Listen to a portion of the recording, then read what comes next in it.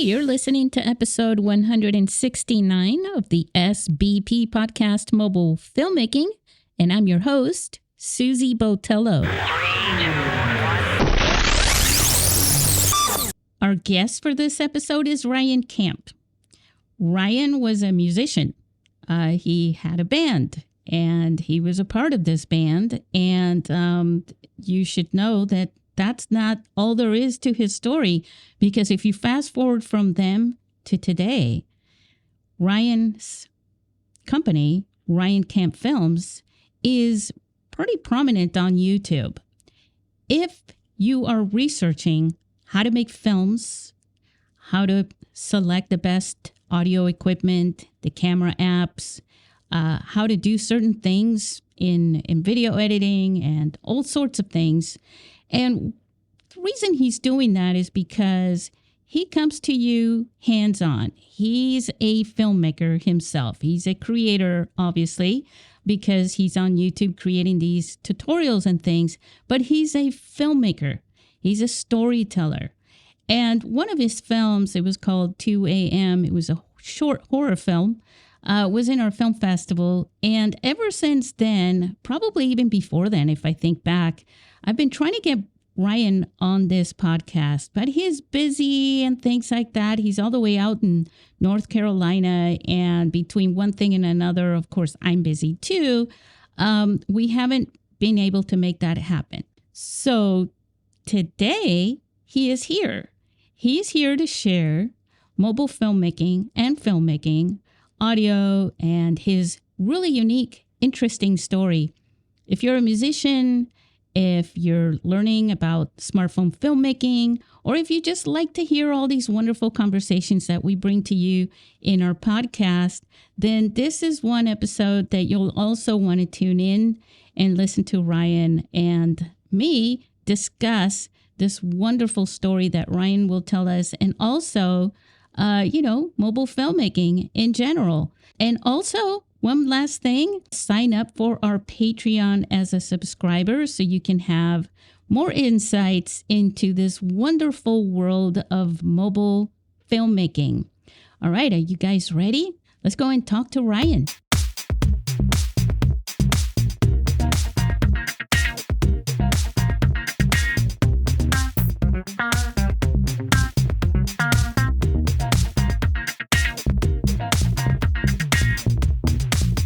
Hey, I've got Ryan Camp. If the name sounds famous, he's right here. Ryan Camp, how are you? I am doing fantastic, Susie. I hope you're doing good. Oh, I'm doing fantastic too. It's Friday for both of us. Friday. Yes. Yes. Ryan, you are in North Carolina. That's right.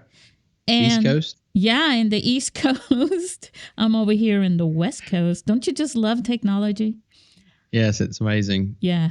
So what I want to share with everyone is that the way I met Ryan was by a Google search, which is kind of not usually the way I meet people. But Ryan has a very unique persona, I should say. So much so that when I, at some point, looking to up the game on this podcast, I did a little Google search on microphones and audio or something rather. And Ryan Camp's YouTube channel with one of his episodes came up, and I listened to it and I was like, wow, his audio is awesome. Of course, then after that, I think we met probably on Twitter, that place that used to be. Oh, you mean X? Yeah, it's such a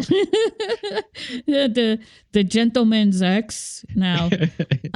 Yes. So we probably met there. I miss the community there. I'm not there as often anymore. I just pop in here and there when I can bear. Yeah, I understand.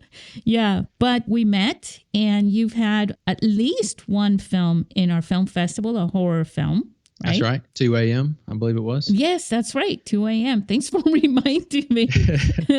And we screened it here in San Diego, and it was definitely a spooky, freaky film. Love to hear that. Yeah, it was good. It was good. We selected it because it was good. Brian, what can I say? Um, so let's share a little bit so that I don't continue to share more. Okay. Let's have you share a little bit about who is Ryan Camp for everyone out there. Well, my name is Ryan Camp. I live in North Carolina, and I am a little bit over 40 years old.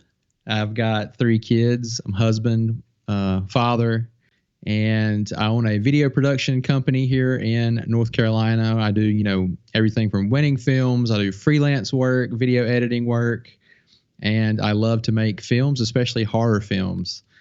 And I've been doing YouTube and filmmaking now, I guess you could say professionally, if you want to use that word, for about 10 years now. Nice. I'm sure we'll get into, my history a little bit more. I can go into it now if you want. Well, first of all, I do have to say, Ryan, we never asked, we don't require our guests to give their age. Oh, okay. Well, I'm not too worried about it. I feel like I'm in the prime of my life, so it's all right. That's awesome. Yeah, go ahead and share a little bit of your history. That would be awesome. Yeah, I had a really strange path to getting into video and film work. Most of my life was dedicated to music. When I was younger, I was obsessed with MTV and Nirvana and hard rock. And I saw Nirvana on MTV, and it just changed my life. And I bought a guitar and started playing music and singing with guys from school. So the majority of my teen years and my early 20s was spent touring the country with my band and writing music. And that's kind of what got me into video. The seed was planted with my maternal grandmother. She was always obsessed with the latest technologies. She was one of the first people that I knew that had a cell phone. I remember it clear as day. She had one of those huge black cell phone bags in her car with the huge antenna and the flip phone. It was like the size of your head. And I remember asking her, I was like, why would anyone want a phone in their car? Was she in real estate or something, or? No, she owned a bakery. Her and my mom ran a bakery here in town, and she just really loved having the newest technologies, and she was always making my grandfather angry by going out and buying expensive things like that. Oh yeah, that cost about the price of a car back then, right? Oh yeah, definitely, yeah. But she bought a mini DV camera when I was in my early teens, and some of your listeners may be familiar with this, but I had been obsessed with making little short films with a video game called Mario Paint. Oh, yes. I was always trying to make little stories and stuff with this Mario Paint. It had like a built-in animation program in it or something. And when she got that video camera, I just fell in love, and I started, going out in the woods and trying to make little films with my friends and making like fake music videos for some of my favorite songs, stuff like that. And I didn't have any video editing software. I didn't even have a computer back then. But what I did was I built a double-decker VCR. I don't know if you're familiar with what that is. Yeah, I know, because you were doing that basically reel-to-reel editing, right? Yes, I was doing reel-to-reel editing. I just figured it out on my own and started editing using a double-decker VCR. And why don't you share that a little bit about just a hint of that process for our listeners, so that everyone understands how good they got it if they're complaining about having to use iMovie or something. Yeah, I mean, I really don't even remember, how to do it back then. It was so imprecise. But you would put one videotape in one VCR that would be like your master. That was like where you wanted the project to live. And then you would basically put another videotape in the other VCR. And when you got to the point on the master where you wanted the next clip to come in, you would play the clip on the other VCR and record on the master, if that makes sense. Yeah. Yeah, you'd play on one and you'd record it on the other, and then you'd pause them both. Yes. Right? And then you would, otherwise it would be like a jump, right? So you had to hit pause, and then you would rewind or fast forward to the next section, and then you do it again. Yeah, you guys, we have it easy now. Oh, definitely. And I eventually started researching, a cheap way for me to get like actual video editing software at some point.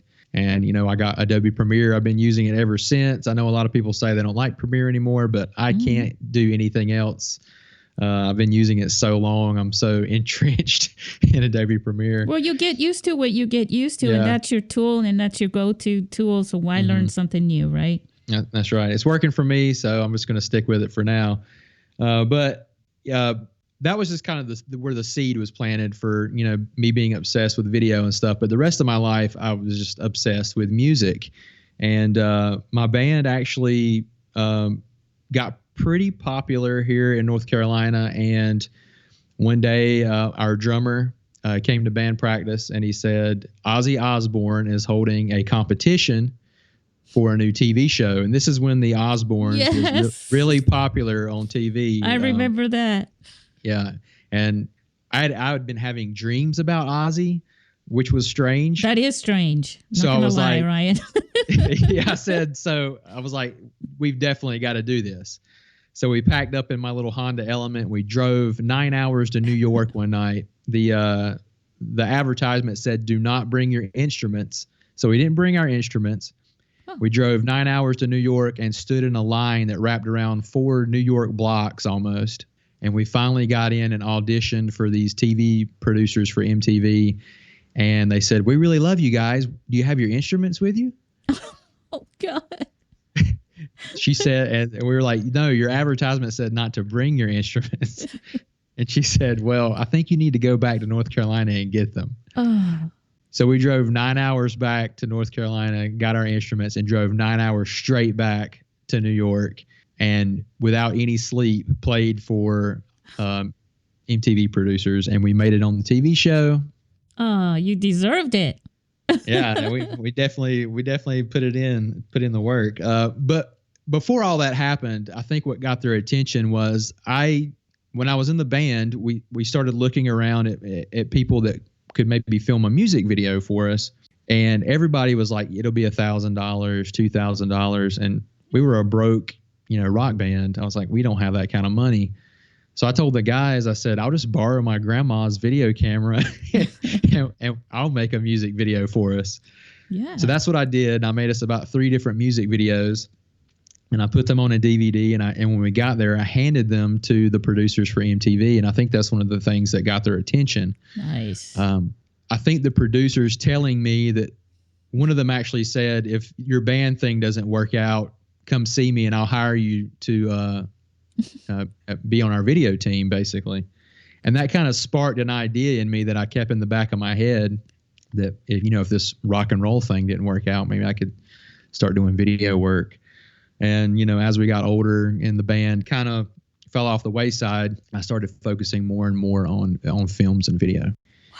And that was a long-winded way to how I got into filmmaking. No, it's a story, and I love stories. Yeah, that's what this is all about, right? Right. Well, the YouTube thing kind of, happened by accident. I was never really planning on being a YouTuber or creating content of any kind.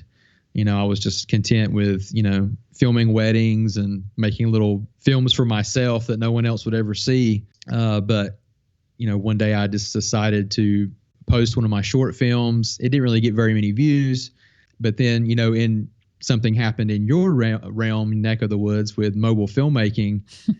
I got really interested in, I had a really awful camera at the time. I can't remember what it was. It's a lot easier to update your phone than it is to go buy another new camera. Yeah. Yeah. I had the top of the line iPhone. I was like, I need to figure out how to make, movies with this thing. So I started looking into what apps people were using, because I knew the video camera app at the time that was built into the iPhone just wasn't cutting it. What was the iPhone at the time? I do not remember. Oh, okay, that's okay. I don't remember. Because they've gotten better and better and better, but I think a lot of people started really liking it when it was the iPhone 11, and then from up there is when more and more people started really looking into it. Even though, what was that little film, Tangerine? Oh, yeah. That was with a 5S, But a lot of people, that brought a lot of attention. But I think definitely filmmakers, right, like you, it took a few years after that for you to really like the camera. Yeah, it was whichever model was probably about 11 years ago. That's probably the one I had. Yeah. But I started researching apps, and I found Filmic Pro, Right. and I was just blown away by how much control it gave me with the phone. And I was like, I need to research how to use this thing. So I basically taught myself by looking up articles and stuff how to use it, the best way to use it. And I was like, I should just make a video telling people about this, because there were no videos hardly out there telling people how to use it. That's probably why your channel gets good ranks on the searches. Because now there's a lot of people now after all that, and like in the past 3 or 4 years, right? More and more tutorials for Filmic Pro and for mobile filmmaking. But before then, you're right, there weren't that many. Yeah, that's really a thing. If I had an advice to give to any YouTubers, would be, if there's something out there that you want to know how to do and there's not a video for it, make that video. And surely there's going to be other people out there that want to know how to do it too, Especially something that's a niche, industry. Yeah, absolutely. Because there's some really devoted people always looking for things like that. Mm-hmm. Well, what have you got? Might as well ask you. You've heard the news about Filmic Pro. Yes, RIP. Yeah, and you used them so you started using the video app, and then that probably inspired you to keep it going, or you probably would have done it anyways, but Yeah, that video got a lot of attention, and it made me think, hey, maybe I should start doing this YouTube thing. And I just started making more and more videos. And every video I made at first was, me learning something myself and then just sharing that knowledge with other people. But the news about Filmic Pro is really sad. I love those guys. They've been so good to me. I gave their app a lot of support, and they supported me back as well. So I really appreciated that. If any of them ever hear this podcast, just wanted them to know how much I appreciate that. So it's I consider them, our film festival started way back before they came out, you know what I mean? Before the iPhone 4. And so for me, they were like you have, let me see, one of my analogies, you got the right hand and you got the left hand, right? Mm-hmm. And lifting something up. And they, I was there telling people, hey, make a movie with your phone for the big screen, and put it in San Diego and stuff like that. And I got a lot of pushback from that, obviously.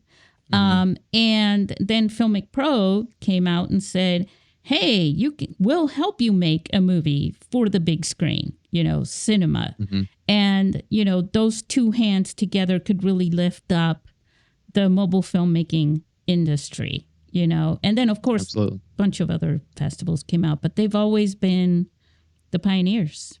Yeah, absolutely. And I think they deserve a lot of credit for pushing the medium forward, for sure.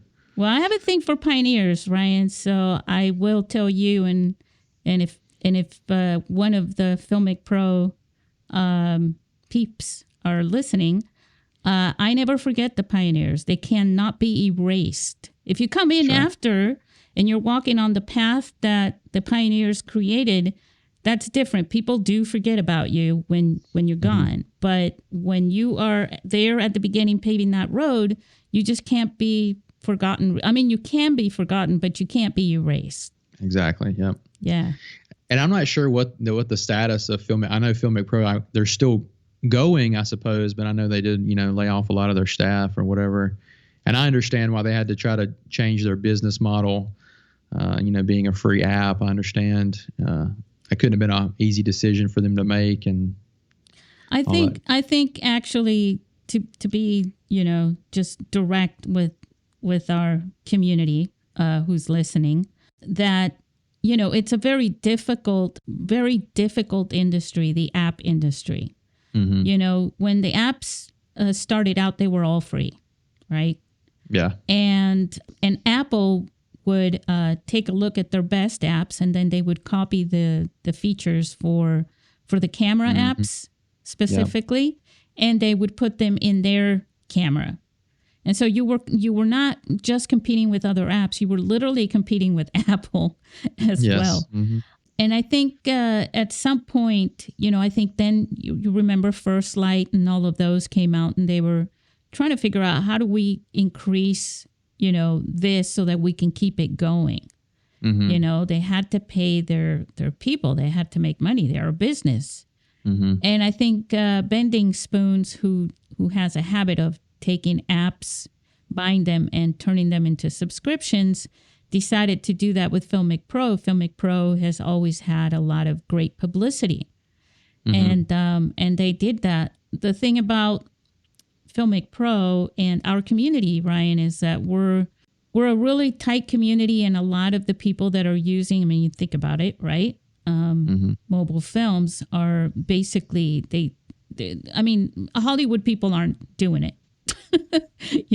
They're the ones with the bucks. More and more independent filmmakers are using it, but they also have other cameras, right? Mm-hmm. And so I don't think Bending Spoons thought about the fact that, I mean, I don't know if you agree or not, but I really don't think that they really thought it through, and they thought that this was going to be a game changer for them.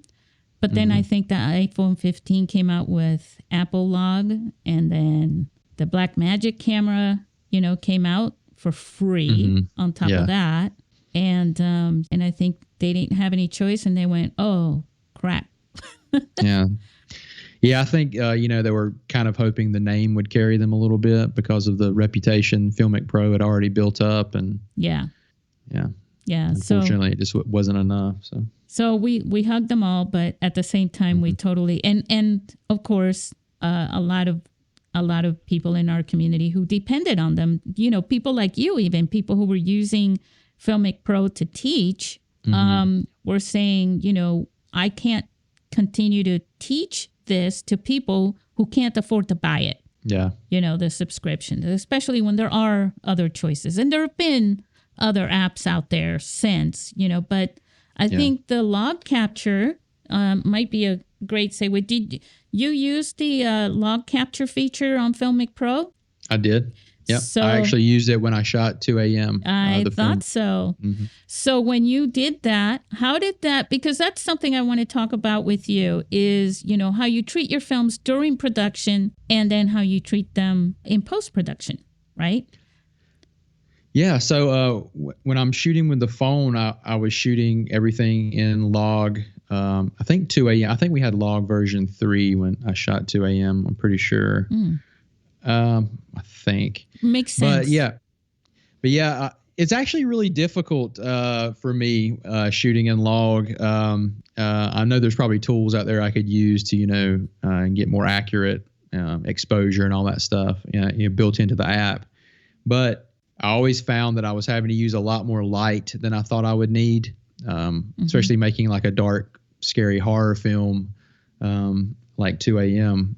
I would have to really shoot the room really bright and then just do most of the look of the film in post-production, lowering the exposure, giving it a blue tint to make it look like it's, in the dark when it's really not. Creating shadows and creating shadows using cookies to create cast film noir shadows all over everything. But yeah, it's just really a balancing act for me, and I just as far as color treatment and everything goes, I just go off feeling, trial and error. And like I was telling you before, I definitely don't feel like I'm an expert in color treating or color grading, but I know enough to get by. Well, see, that's what's great. That's what's great, because I don't think a lot of our listeners are experts. And I think it's really inspiring for them to say, okay, Ryan's not an expert. I'm not an expert. And we're going to put a link to 2 a.m. on the show notes as well. Yeah. And so they're going to look at that and they're going to watch on. They're going to go, a non-expert shot this. And then they went into post-production as a non-expert and look at what they did. So, well, I think that's why mobile filmmaking is so exciting to everyone, because, everyone has to have a phone. I mean, for the most part, you need a phone to survive in today's world, unfortunately. And it just excites a lot of people. Like, I've already got the phone. I can go ahead and make a movie with this thing in my pocket. We have a supercomputer camera in our pockets at all times. And it's just, it's just another barrier to entry that's, it's not in the way for a lot of people, that going out and spending, $5,000 on a DSLR, And that's not even enough, because what happens in that world is the same that happens in mobile filmmaking, right? It's like you never have enough. You always have people out there telling you, oh, you need this and you need that. And there's something new coming out all the time. We have the ability to update our phones once a year or every 2 years, depending on, who's got your account, right? Yeah, the plan, yeah. Yeah. And so it's, people say, oh, but, when I buy a phone, it costs this much. Well, if you're updating it, let's just say you have Verizon or AT&T or any of those, right? You go to them and you say, oh, the new phones came out. Most likely they're going to send you an email anyways, right?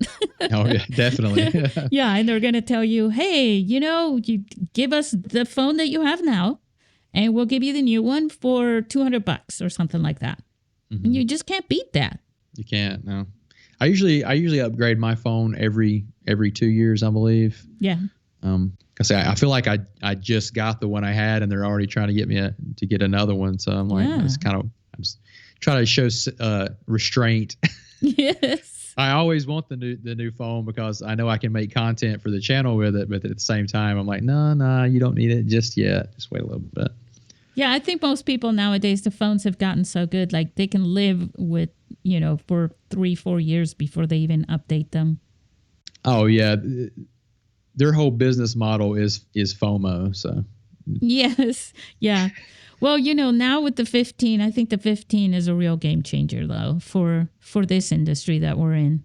Yes. Yeah. My wife has it. I actually don't have the 15 yet, but I've gotten to play around with it a little bit. So there you go. That's it. That's all we can. No, I'm just kidding. Let's talk a little bit about, since we're going to share with our listeners 2 a.m., you don't have to wait till 2 a.m. to watch that film, by the way. It makes it scarier if you do, though. Yeah, sit in the dark. Put it on the big screen. When you filmed that, the audio is also really good. How did you compose that? How did you create that whole? Because when I say audio, it's not like just the voice. It's the atmosphere and all of that. Yeah. Well, I guess my attention to detail when it comes to audio, I think, comes from me being obsessed with music early on in my life. We were always in the recording studio. I got my hands on mixing and mastering audio. I still do a lot of that stuff today. So I'm really obsessed with, attention to detail when it comes to audio. And I think it's one of the most important parts of the filmmaking process. I'm also really obsessed. My favorite director is David Lynch.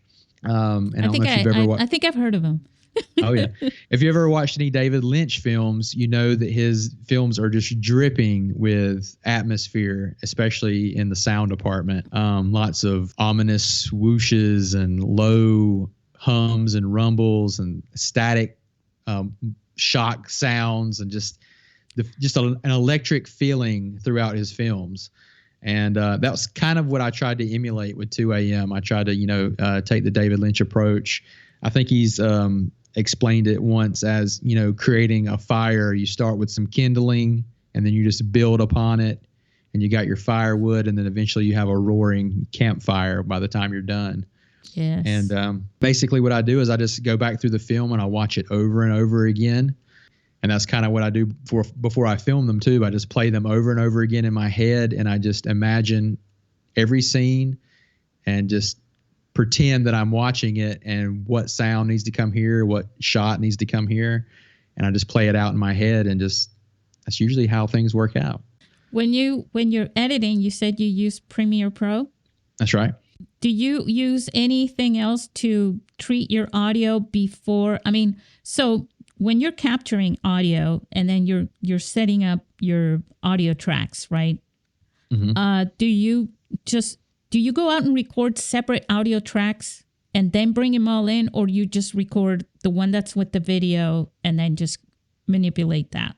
I do both. Normally I'll have a microphone on top of my camera capturing, just room tone and just Natural sound. Just scratch audio with that, and then I'll set up my Zoom recorder or whatever. I used to have a Tascam recorder, and I'll put a shotgun mic on that, and I'll place it outside of the scene to get a little bit better audio, and then I'll usually go back if there's things like doors shutting, Yes. footsteps. I'll try to recreate those Foley sounds while I'm on set. And then when I have everything in Premiere and I'm working with everything, sometimes I'll try to blend sounds together, and I'll just figure out what sounds the best. And if none of the sounds that I captured sound good, I'll go to something like Epidemic Sound and I'll get some sound effects from there. And a lot of times I can blend the fake sound effects with the real life sound effects, and that usually helps me with timing, which is really important with audio, like especially with things like footsteps. If the timing is the slightest bit off, it's very jarring to the viewer. Mm-hmm. So that's always kind of been a challenge for me. So if the footsteps in time with my natural audio, but it doesn't sound exactly great, I'll go in and put a fake sound effect over top of that and use the timing and blend those two together. And then also creating distance by playing around with the sound levels too, right? Yes. Mm-hmm. And Premiere has gotten a lot better with their audio panel, helping you out in that process. They have just quick settings for dialogue, music, sound effects, ambience. You can just sometimes you can just, a one button will get you pretty close. A one button click will get you pretty close, and then you can dial it in, Yeah. I think one of the funnest, is that even a word? The most fun? It is now. One of the most fun things to do. How's that? This works. When you're creating films and when you're, especially in the post-production process, is probably that which you just explained, which is, you're testing and you're experimenting while at the same time you're treating something.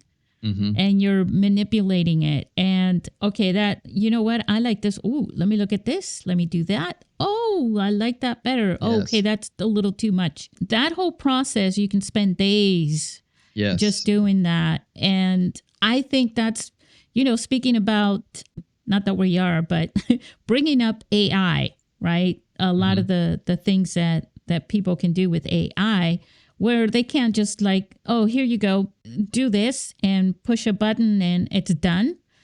That's not as fun as what you do. Exactly. It's so exciting watching your film come to life. The sound adds so much life to your film. And that really is, for me, that's one of the most exciting parts is post-production, putting that color grade on there and going through and just bringing every little second to life with your sound effects. It's the best feeling to me. Yeah, because that is the art.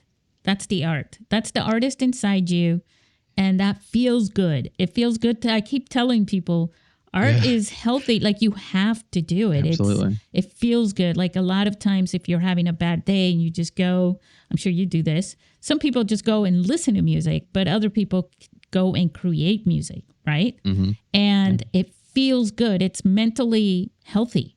Yeah, it's actually, I was actually just talking to my wife about this the other day. It's like when I have a film in my head or a song in my head, I tell her, I actually have used these words. I'm like, I've got to get this thing out of my head. There you go.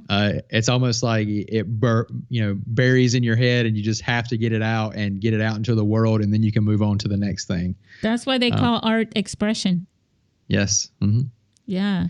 But speaking of AI, actually in my newest video I just posted on the channel, I was actually, I hate masking and rotoscoping and all that kind of stuff, keying out green screen stuff. Oh, yeah. If any of your listeners know of a great AI solution for eliminating that from my workflow, I would be happy to hear about it. I used to, I do graphics myself, and a lot of times I hate it when I have to pull, out the background from something. Mm-hmm. But there are times when that's actually soothing for me, to soothe in and literally create the paths and go ahead. It's just almost like painting, right? Like just stroking the paint on something. I suppose there are people who, when cooking, right? Preparing something and cooking, when you're just creating and building something, just that process can be a lot of fun. But there are times when it's like, look, I just need to get this done, and so that I can move on to what I'm feeling more creative to do, right? And it's just not, yeah. So now you know how to get in touch with him. Oh yeah, I've actually had a film called The Trinity I've been working on for a few years now, and it has a lot. It You're has like a lot Spielberg here.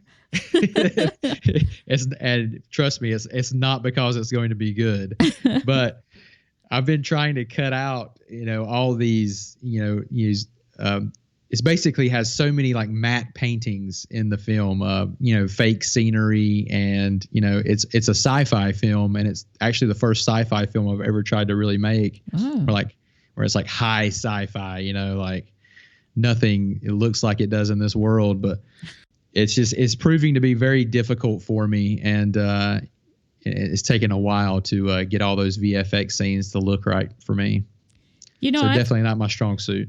I used to really like a lot of, like your out and outer space movies, like Alien, right? Is a good one with Sigourney Weaver and all that. But absolutely. But there are so many out now where the entire film is just it's all like that they're out in outer space, and it reminds me. Remember Nickelodeon? Oh yeah. Yeah. Okay. So it's kind of like that kind of sci-fi film. As far as like we're so used to that now, right? It's like, so I'm having trouble staying captivated with some of these sci-fi films that are out in outer space, because not all sci-fi films are out of space, but but when they do that, sometimes it's like I feel kind of claustrophobic in it. Like I want to see trees. I want to see something, different. Every scene has kind of the same background. So you don't like the stuff where they're stuck on the spaceship the whole time, basically? Yeah, I really don't. Like some of them, what they do is they break from that and they go into past memories, and things like that. And so those are better for me because it breaks it up. But it gets to be kind of like, especially, a lot of them, the story just isn't that great. And then when they bring aliens in, they look really cheesy. Sometimes you're like, I've seen all the different aliens you can make, and you have to be pretty extraordinary. Well, a lot of those films, I guess they're dealing with the isolation of space travel. A lot of times they can feel really depressing and like you were talking about, claustrophobic. Yeah. Oppressive, I guess would be a good word for that. Yeah, definitely. And I'm not claustrophobic, but I think what happens for me too, and probably for a lot of people listening, is like you go to watch a film and you go to escape from your reality, Yeah, absolutely. And if you're watching too many films of one genre, sometimes you're like, I just need a happy, or I'm not the biggest fan of comedy. Some comedy I do like. Sometimes it just depends on the mood, right? Yeah, they don't really make too many good comedy films anymore, in my opinion. Yeah, no, you're right. And it is hard to do. It's one of the hardest genres to do is comedy. But so is a good horror flick. Yeah. Because, you see things coming, right? Yeah. You're like, okay, so now it's going to happen like this. The catch at the end, who dies, who doesn't die, all these things. You're like, yeah. Because a lot of them use the same formula. It's just telling it differently. That's why it's really refreshing. Like me and my wife, I think the last horror film we went and saw at the theater was Barbarian. And it was really refreshing because it completely, normally I can figure out what's going to happen in a film, but that one completely threw me for a loop. So that was refreshing. Yeah. There's a few of those. They're getting better in some ways on that too. Subverting your expectations. Yeah, because it got annoying a lot of times where it's like, well, I already know how this is going to turn out. Avatar 2, 15 minutes into it, I already knew what was going to happen at the end. Oh yeah. Yeah, it was too easy, and it was like, okay, so I'm only here for the eye candy in 3D, Yeah. The first film I was really excited about it just because of the visual feast it was, and I found myself not really all that interested in the second one. So, It's kind of like Avatar, the first Avatar and District 9, both of those came out at about the same time.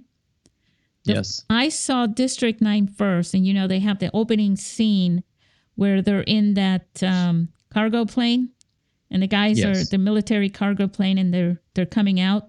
It was completely incredible for me. The 3D in that film was just outstanding. It was great, yeah. Yeah. And, Jet Brophy was actually in that film. Okay. Yeah, he was one of the, I wouldn't say mad doctors, but he was in one of those scenes there. But yeah, then I saw Avatar, and Avatar was just, it's like that little kid feeling of, oh my God, this is so awesome, because I like 3D films. When I go to the theater and watch them and things like that, I just think they're cool, but I'd really like a great story. Yeah. I think we're kind of weathered because of what we do, right? Yeah, I mean it's hard to surprise anyone these days, especially filmmakers. My wife is all the time saying, she's like, hanging around you, I see all of these things in films now that I never noticed before, like how they lit a scene, and she doesn't even want to know that stuff, and she just knows it secondhand from hanging around me and me pointing stupid stuff out while we're watching films. So you brought up your wife like a million times. Do you want to share her name? Yeah, her name's Michelle. Yeah. Okay. And she's a lot more successful than I am. She makes me proud every day. Love her to death. Yeah, I'll give I don't know if she's going to listen to this. Sure, she'll listen. You're all over it. Well, the reason that I'm bringing this up too is because she acts in your films sometimes. She fills in, right? Yep. Against her will, usually. I always tell her all the time. I was like, why did I marry somebody that never wants to be in my films? But yeah, she does not like being on camera, but she loves me. She helps me out whenever she can. Yeah. Well, she did really good on 2 a.m. Well, thank you. I'll be sure to tell her. Yeah. We'll just ask her to listen. I will. Yeah, no, that's actually kind of cool too. To bring people in to your films, like that, because, I'm always talking about how important it is to have good actors, right? In storytelling. Oh, yeah, definitely. Because you can have a wonderful, sounding and looking film and everything, but the actors just don't do good enough depicting the characters. Yeah. Yeah, it's good to have, take advantage of your resources. I'm always harping on resource filmmaking. If you have friends that you think would make good actors, use them. If they're not good actors, don't use them. Yeah. And a lot of people who do that, a lot of times they look at the people that they know and they build their character into, so they don't have to literally act, right? Yeah, don't have to stray too far from their own personality. Yeah. Yeah. So they don't really have to fake it. They just have to, here's the situation. Not like I'm running away from, murderers or anything like that every day, but I can kind of, it's me running away from a murder, right? Yeah. My wife is actually the lead, or I guess antagonist in the sci-fi film I'm making. Oh. So she has a lot of speaking parts in this film, which has been another challenge. So you shot, I know this is about mobile filmmaking, but it is you, Ryan. That little short film, I really love that one. I think I've probably online on social media told you that a few times every time you share it. The one about the fingers.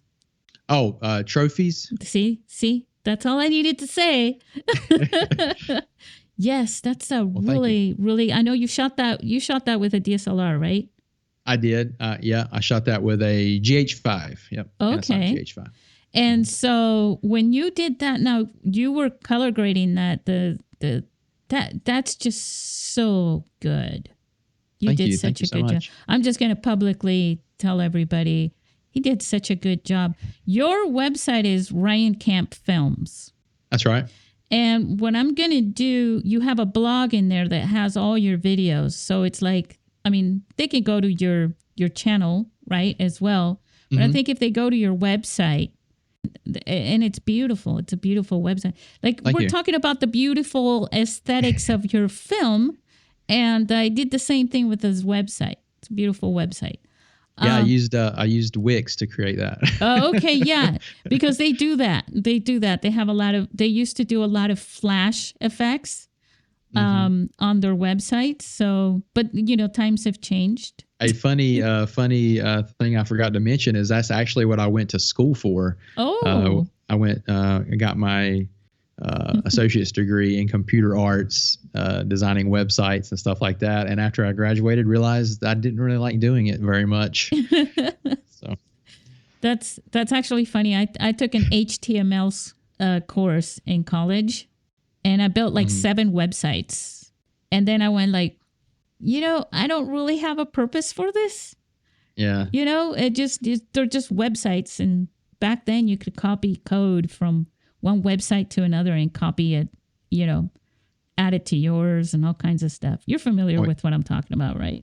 Yeah. Well, back when I was in college, they were teaching, I had Flash courses on Flash, animation and all this stuff. And no one uses any of that stuff anymore. So no, it's HTML5 and, I like WordPress. So anyway, if anybody wants to hire Ryan or me, right? That's right.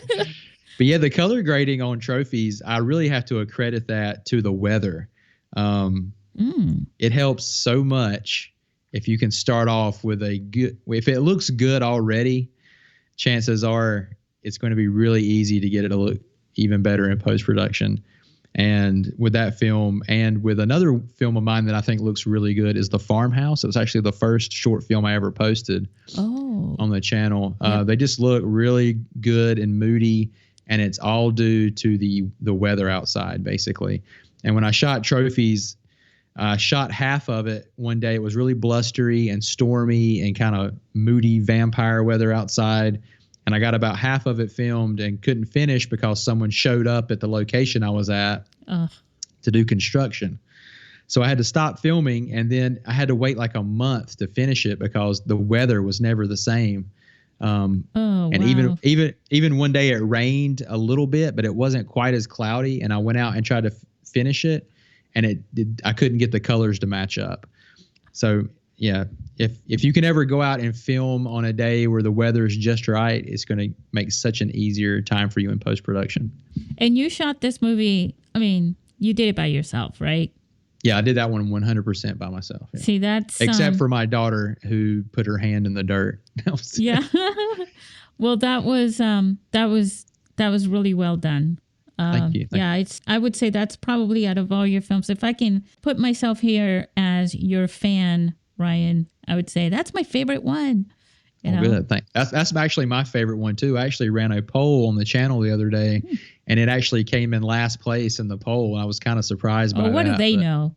It's my favorite film too, but just because I've always wanted to make, those are my favorite kind of films would have to be thrillers, mystery thrillers. Yeah. I love true crime stuff. And I've always wanted to make a detective mystery thriller. It's got like that X-Files, remember like in X-Files, the beginning of each episode was, this, that's what it has, that feel with this film. And you act in it, and you do a really good job at, just nonchalant, PI or whatever, detective. And then it has and we're not going to reveal it, but it has a really good catch at the end. So it's definitely worth watching. I actually hired a voice actor to play the part of the captain in that. So that was the only other nice voice part in the movie. I used Fiverr for that, actually. Oh, cool. Hire that. That's pretty cool. Well, Ryan, what else would you like to share with our listeners that would help them make a better film besides all these questions that I'm asking you? Because it's a lot of fun going through this with you. For me, filmmaking, everything I like to think of it like a garden bed. You start with the seed of an idea, and you just turn it into a fully blossomed garden. Anytime I have a spark of an idea, it can be from anything. I would say if you want to make a really great film, you need to go out and get inspiration. Go out and location scout in the area where you live. Find some really cool looking spots where you think you could film something. I'm really surprised how many times a location has inspired a film in my head. Like Trophies, for instance, the one we were just talking about. Yeah. I actually went out and location scouted that bridge. And it just so happened the day I was there, it was cloudy and kind of gloomy looking. And I was like, man, this place is really creepy. I could film something really cool down here. And from that moment on, I just started spinning this story in my head. And I would say with me, you know, like I was talking about earlier, I just play these stories over and over again in my head until I get them out and film them. And it's really satisfying to have something like that in your head and you actually make it come to life. You know, you're actually creating something, and that's the satisfying part for me. That's actually for a lot of filmmakers. That's the magic feeling that you get. Yeah, it's really addictive. You know, once you do it once, you just have to keep doing it again and again. Every time a new idea springs up in your head. Like if you love ice cream, you know, if you love, I don't know, strawberry ice cream or something, it's like, oh my God, the first time you tasted that, right? And then it's like, well, I need to have more of that. Absolutely. But to make a better film, I would say keep it simple. I'm actually learning that the hard way now, not listening to my own advice with, you know, the sci-fi film I'm making, The Trinity. I broke every single rule I've ever set for myself, and it's turned into a nightmare to get it finished. Keep your story, especially if you're doing short films for YouTube and stuff. Yeah. Make sure you just keep it simple. You don't try to go too in depth and give a story that's too deep for a short film. It's true. Use the resources you have available to you. Every time I've ever tried to make a film that was beyond my available resources, I hit roadblocks and then the film doesn't get finished. So yeah, I think that's the most important advice I could give anybody. Wow, that's some really good sound advice. See what I did there? Sound. Especially I think a lot of people who are doing mobile filmmaking are probably, you know, they're not working with big Hollywood budgets. So they're probably trying to think frugally about their film anyway.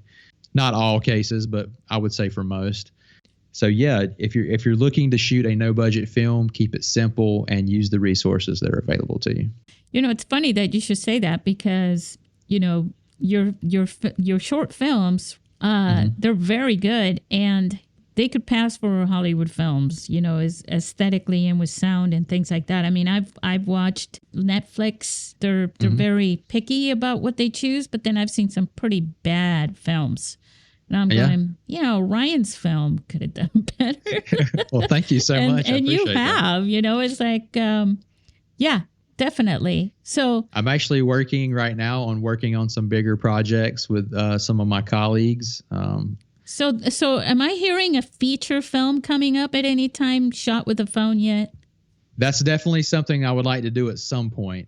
Right now, I've got to get these projects that I've been working on for a while finished, and then I'm going to move on to some new stuff, and definitely looking to do my first feature soon. Okay, so the iPhone 16 or 17 or something, right? Yeah, maybe a full featured like 2 a.m. kind of remake kind of thing, maybe.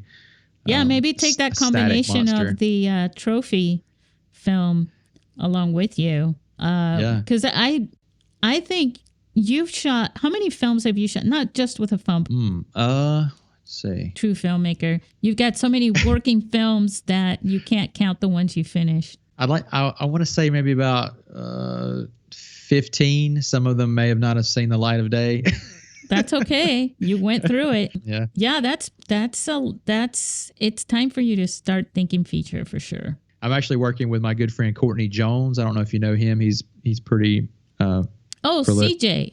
Yeah, CJ. Yeah. Yeah. We're working on something together. I don't know if he's going to be mad that I said that out loud, but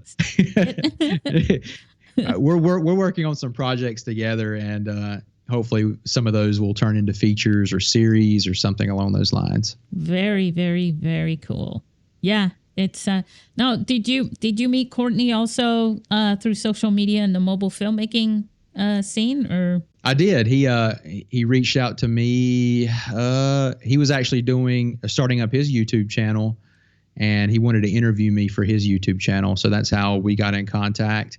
And I can't remember how many years ago that was, but then he had me on a podcast with Dee Nimmin and a few others, Christopher from Filmmaking Pro, and we were just talking about the future of mobile filmmaking. And ever since then, me and Courtney have spoke every week. We become very close friends. So we have a meeting. Awesome. We have a meeting every week to brainstorm and work on these projects together. Oh, that's awesome.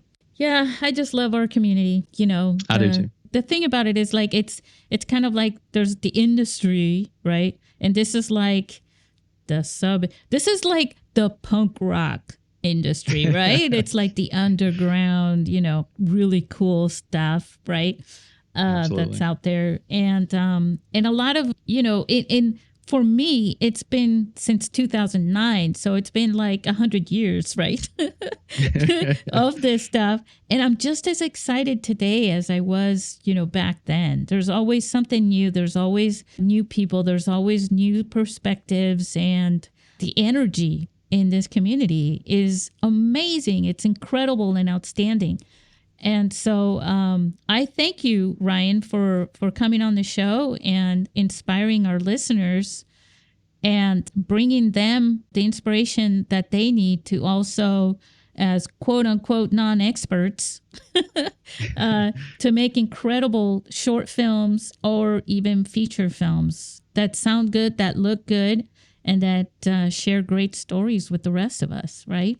Right. Thank you so much for having me. And I just really appreciate the work you do in the community and with the film festival. And hopefully, I can be a part of that in person one day. I owe you a fish goal taco. of mine. Absolutely. But yeah, I just really appreciate you having me on. And I love, talking to people in the community, and I love interacting with people on the channel and trying to answer questions. Even if I don't have an answer, I like to try to direct them to someone who does. And, it's just really exciting seeing the fever that people have for this stuff. And hopefully that continues to grow. Yeah. There's never going to be too many people involved. That's for sure. It's definitely something, if you're even thinking about making that movie, just use your phone and come and get involved with awesome people like Ryan and myself. I may not be as awesome as Ryan, but oh yes, you are. Don't sell yourself short. But yeah, that's wonderful. Thank you so much, and say goodbye to our listeners, Ryan. Thank you, Susie. Goodbye, everyone. You can check me out at Ryan Camp Films everywhere online and social media. And I thank you guys for having me.